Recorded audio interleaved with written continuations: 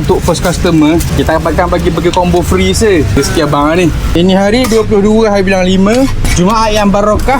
Kita buka macam biasa. First thing first, caramelized onion dahulu. Tunjuk sikit bang tutorial kat bawah. Bismillah. Oh, laju ni. Michelin chef.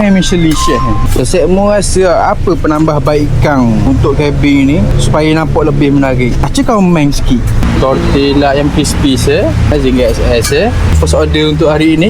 Untuk tortilla yang crispy ni, kita akan ke ayamnya lebih kurang 12 hingga 13 kali.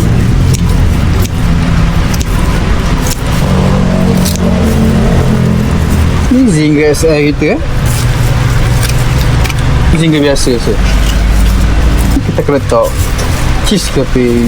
Bagi combo kita akan letak ayam crispy dulu, letak cheese keping, letak patty Muhammad pula, caramelized onion.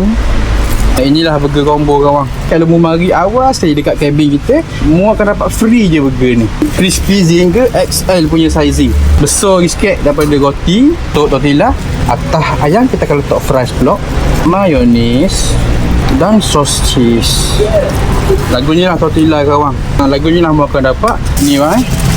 Masih banyak bang. Untuk first customer, kita dapatkan bagi combo free se. Rezeki abang ni. Masih banyak. Saya jual bang.